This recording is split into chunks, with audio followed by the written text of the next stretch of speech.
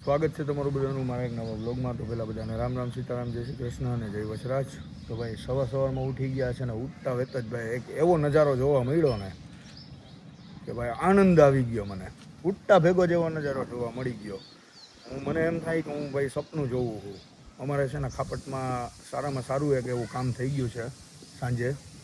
એ સાંજના ટાઈમે કર્યું છે પણ જોરદાર થઈ ગયું ભાઈ. જો અમારા અહીંયા ભાણુભા બેઠા છે, રાહુલભાઈને 2 જણા ક્રિકેટ રમીને આવ્યા છે. ત્યાં અમારા નોરિયું આવે. શું કહે મજામાં? અમારે છે ને રાહુલભાઈ ને ભણુભા 2 ક્રિકેટ. શું થયું તમારે ક્રિકેટનું? એ તો બની ગયું બીજું કા? મેચ ડ્યુ ટુ રન ગ્રાઉન્ડમાં પાણી ભરાય છે. Match due to. અરે યાર, તો હવે કેદી ચાલુ થાય પાછું? હવે આવતા સન્ડે. તો ત્યાં સુધી માખી મારવાની? ત્યાં સુધી આપણે રમવા જાવ. ત્યાં સુધી રમવા જાઉં ક્યાં? Eden garden. આપણી પીચમાં જવાનું છે ને આજે, આપણા ઈડન ગાર્ડનમાં. ના ભાઈ, જી હું તમને નજારો દેખાડવાનો હોય ને એ જોઈને તો તમને આનંદ આવી જશે. તો ઉપર મહાદેવ ને નીચે સંદીપ પંડ્યા, આપણા રાજકોટના ફેમસ કલાકાર, એની જેમ હવે તમે જુઓ અમારો નજારો ખાપટનો. જ્યાં અમે છે ને ઉઠો ને તો સવારના પરમાં ભાઈ ડામર પથરાઈ ગયો અમારી ખાપટની અંદર. જોવો તમે, જોરદારો રોડ બનાવી નાખ્યા અમારા ખાપટના, એક નંબર. તમને ક્યાંય એટલે ક્યાંય પાણી ભરેલું જોવા ન જડે.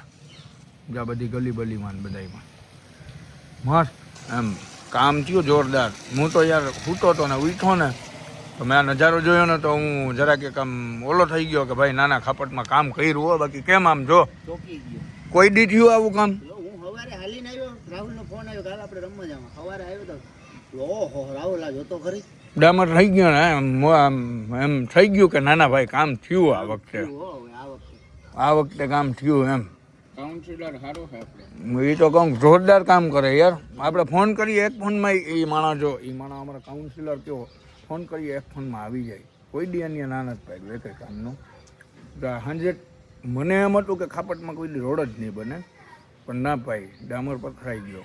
અમે તો સૂતા હોય ને સવારના ઉઠા તો આખો ડામર જોવો આમ સેટ ઉડ્યો. બધી જગ્યાએ ડામર પથરાઈ ગયો. જોરદાર મસ્ત કામ કર્યું. આપણે ગમ્યું ભાઈ, આ વસ્તુ આપણે ગમી. તમે આમ જ્યાં સુધી તમારી નજર પડે ને ત્યાં સુધી આમ બધી જગ્યાએ ડામર જ પથરાઈ ગયો. અને આપણે છે ને આ કામ તો બહુ ગમ્યું યાર. આ કામ કોઈ દી નહોતું થયું આટલા વર્ષમાં. આવી વસ્તુ મેં આટલા વર્ષમાં કોઈ દી નથી જોઈ, પણ આ પહેલી વાર જોવા જડે. જો હજી ચોમાસું બાકી છે ભાઈ. ગલીઓમાં કેટલી ડામર પથરાવાનું? કઈ કાલે હાંજના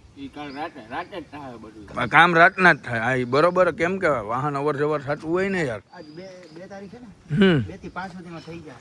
થઈ ગયા હે ને તો વાંધો નહીં. હા મારે છે ને આમ જોરદાર કામ એટલે કેવું પડે, વખાણ કરવા પડે.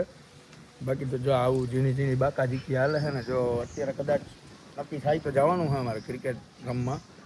એટલે હું 2,000 વાળો તો 2,500 વાળો મેચ લેવાનો છે અમારે. એમ 2-3 જણાને વાત તો કરી છે, અલગ અલગ ટીમ મારે રમવાનું છે અમારે. તો જોઈએ હવે શું થાય આગળ. બાકી તો ઉપર મહાદેવ ને નીચે અમારા આ રોડ રસ્તા. પાછું એક પાર્સલ આવી ગયું. એની અંદર છે આપણા ગાડીના મેટ્રેસ. તો કાંઈક આ ટાઈપના છે. ક્રેટા માટે મંગાવ્યા હતા ને એક છે જે એસીને બધું સાફ કરવું હોય તો એના માટેનું ગેજેટ.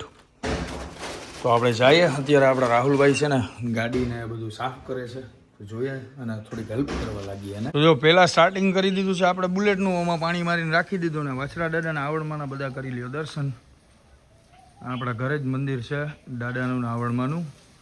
તો ભાઈ સ્કૂટી પહેલાં બુલેટનો વારો આવી ગયો. આપણે શેમ્પુ બેમ્પુ નાખી અને મસ્ત આ રીતે મિક્સ કરી પાણીમાં ને કરી નાખ્યું છે. હવે પહેલાં બુલેટ સાફ કરવાનું ને પછી કરવાની છે સ્કૂટી. તો આપણી ગાડી છે ને એને પહેલાં આ મેટ લગાડી દે, કારણ કે ચેક તો કરી લે ફિટિંગ પરફેક્ટ આવે છે કે નહીં, કઈ ટાઈપના છે. તો એ પ્રમાણે આપણે પછી આગળ રિવ્યૂ આપીએ માણસને. તો માણસને પણ લેવા હોય તો વાંધો ન આવે, કારણ કે આ સસ્તા માઇલા છે. જોઈએ પહેલાં ફિટિંગને પરફેક્ટ આવે છે કે નહીં. એક 1 by 1 જોતા જાય. મંગાવવાનું કારણ એ હતું કારણ કે જો આ જૂના છે ને એ બધા આગળ વયા જાય. અહીંયા કોઈ પગ મારે ને તો ડાયરેક્ટ આગળ પહોંચી જાય. તો આ ટાઈપના કંઈક નવા છે આપણે મગાવ્યા. એ બહુ સારી ક્વોલિટીમાં છે, પણ કેટલોક ટાઈમ ચાલે એ જોવાનું છે. આગળ પરફેક્ટલી ફિટિંગ થઈ ગયા, પણ ભાઈ પાછળની સાઈડ થોડીક તકલીફ પડે છે આને, કારણ કે જો પરફેક્ટ ફિટિંગ નથી થતું તો વેસ્ટ ઓફ મની છે. તો આ વસ્તુ પ્રોડક્ટ સારી છે, ક્વોલિટી પણ સારી છે પણ સસ્તામાં 800 રૂપિયામાં જ એવા 800માં જો કે આ રીતે જોઈ, પણ પાછળ પરફેક્ટલી ફિટિંગ નથી થતું. તો હું તો એમ જ કહું કે ભાઈ ન લેવાય આ વસ્તુ, હું પણ પાછું રિટર્ન કરાવું, કારણ કે વસ્તુ સારી છે, ક્વોલિટી પણ સારી છે, પણ પાછળ જો પરફેક્ટલી ફિટિંગ નથી થતું. થોડો ઘણો ગેપ રહે છે અને બે બાજુ બહુ ખેંચાય છે તો સીટની ઉપર આવી જાય છે, એટલે નથી બરોબર. બાકી આગળ તો પરફેક્ટલી ફિટિંગ થઈ ગયું છે. હવે જોઈએ છે આપણે શું કરવાનું છે ને એ. બાકી તો ગરમી થઈ ગયા છે ને હવે આપણે આપણા સ્કૂટરો બધા સાફ કરી નાખીએ. એક આ વસ્તુ મંગાવી હતી જે એસીને બધું એ છે ને સાફ કરી દઈએ, કારણ કે જ્યાં છે ને આપણે બ્રશને ન પહોંચે ને ત્યાં આ વસ્તુ પહોંચી જાય તો 2 in 1 આવે. આ સાઈડ બ્રશ આવે ને આ સાઈડ આ ટાઈપનું કપડાવાળું આવે, તો એસીની અંદર આમ અંદર જવા દે ને પછી ક્લીન કરી નાખીએ ને તો સરખું ક્લીન થઈ જાય. તો આપણું બુલેટ છે ને મસ્ત રાહુલભાઈએ સાફ કરી નાખ્યું છે, ડેટ બેટ બધું મારીને. હવે સ્કૂટીનો વારો છે, હવે થાય છે સ્કૂટી સાફ. પણ નાહી ધોઈને તૈયાર થઈ ગયા છે ને મારે જવાનું છે અત્યારે રાવલ મારા સસરાના ઘરે, કેમ કે અમારી ઘરવાળી ત્યાં છે તો એને લેવા જવાનું છે. અને મમ્મી જો મંદિરની કરે છે સફાઈ, અને મમ્મી પણ આવવાના છે હારે. બાકી તો જો સ્કૂટર ને એવું બધું તો સાફ કરી નાખ્યું, ગાડી વાડીને બધું. મંદિરનો વારો છે. મંદિર તો રોજ મારા મમ્મી ડેઈલી માટે સાફ કરે, ધોવે, એટલે એ બધું તો અમારે ચાલુ જ હોય ડેઈલી માટે.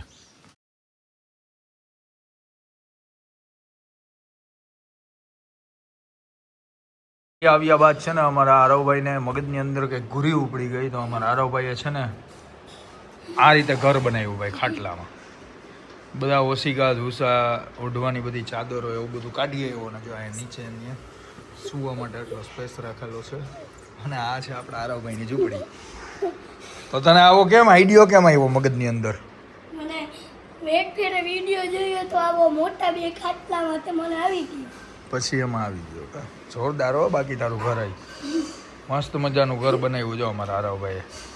જો અંદર જાય છે સુવા માટે. એને અત્યારે છે ને અડધી કલાક મોબાઈલનો ટાઈમ હોય, તો અત્યારે અડધી કલાક અમારા આરવભાઈને મોબાઈલ જોવાની છૂટ. પછી હમણાં મોબાઈલ જટાઈ જાય, બરોબર ને આરવભાઈ? તો જો આ રીતે બનાવ્યું ભાઈ આરવભાઈએ ઝૂંપડી બનાવી, ઝૂંપડી. છોકરાઓને આ રીતના જોઈ ભાઈ, નાના હોય ત્યારે કંઈક નવું કરવાની ટ્રાય કરે.